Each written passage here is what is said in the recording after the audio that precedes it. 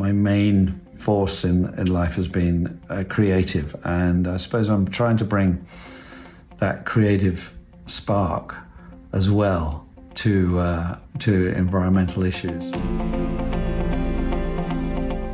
Hi, my name's Steve Barron, and I'm a filmmaker and part-time farmer, and this is Low Impact Living, and it's from Euronews Green.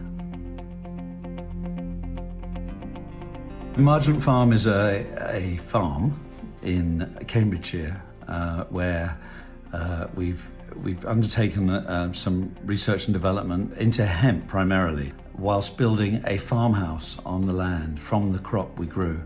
Hemp is the word for the non-hallucinogenic version of cannabis. Started it about 5 years ago, finished the house 3 years ago, and have continued to look into the benefits of this much maligned plant.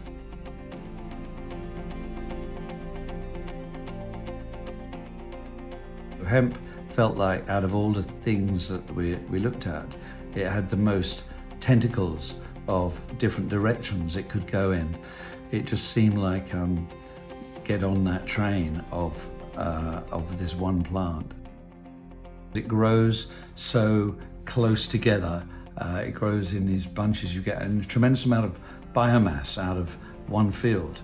And so you're locking a lot of carbon out of the atmosphere. Primarily, we knew that we were going to use the shive, the center of the plant, the herd. We were going to use that for the walls, and that would give us good insulation. It's semi-structural, it's not totally structural. We had sustainable wood cassettes that we poured the fibers into, and I know we're the first people to try this, to whether we could use the fibers, the bast fibers from the outside of the plant, to compress, to then put into that corrugated shape, to then clad the building as a rain screen, and for it to be the outside of the building. So in a way, it was like putting the plant back together. The insulation in the house is fantastic. It's really like nothing I've ever experienced. The closest thing is a recording studio, because acoustically, you're just, you're in the quietest, calmest place. We're off grid, so we have solar energy and we have wind energy, and there's a biomass boiler. It is a special feeling, and my family, young family, my daughter and her partner and my 2 grandchildren live there, and have lived there for the last 2 years, and it's been great having them there, and they love it.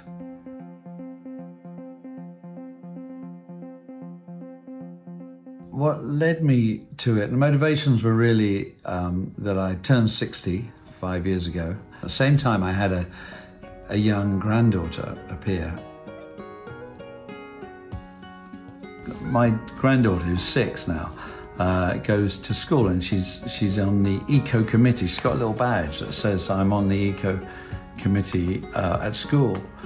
That is a generation that is going to grow up understanding the importance of this. And I just felt I had to do something.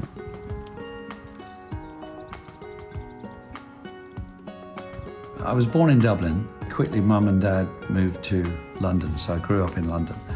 But I used to go back to Dublin quite a lot for every holiday. And I remember, going to Galway and even though it rains every day, but it's good, that's part of nature, isn't it? It's part of sitting there on the edge of a lake and breathing in the taste of a soggy, wet grassland and trees, and I always remember that so clearly.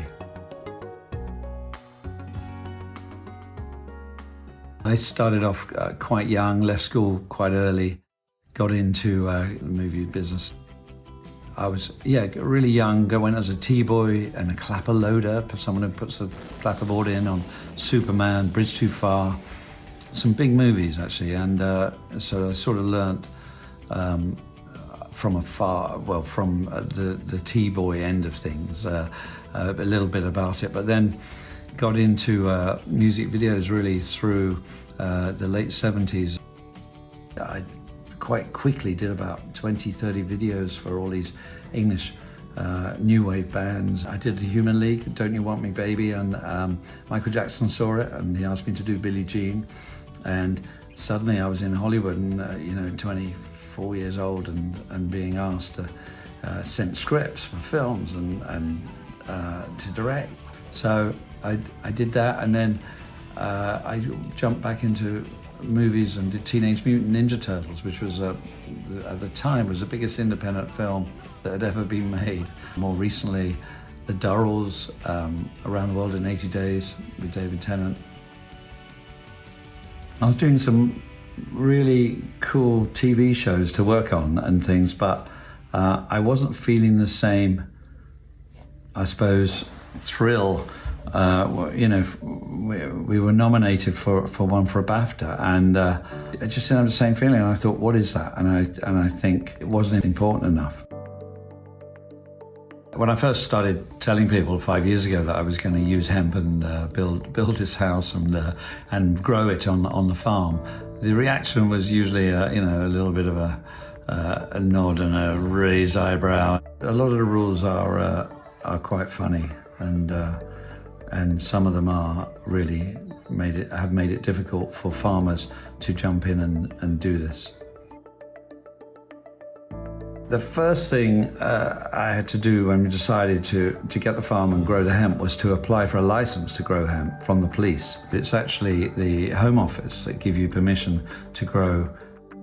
When I was being creative or doing music videos, if I had an idea and it was a difficult idea or it might not work, I would often just push and be brave. And I think I brought that a little bit into this venture. I'm really pleased and proud that that I kind of pushed for it, and it's led to some really wonderful things. We're getting hundreds of calls over the last 2 years from architects. I mean, in the thousands actually, and they are very interested in growing with natural materials. There's tons of people that will jump on board this. It just needs the pioneers. And organic farming, which we do, is another version of being brave and doing the hardest mission, but getting the most reward out of it and getting the most positive action for our world, for our planet, for our kids, for our grandchildren.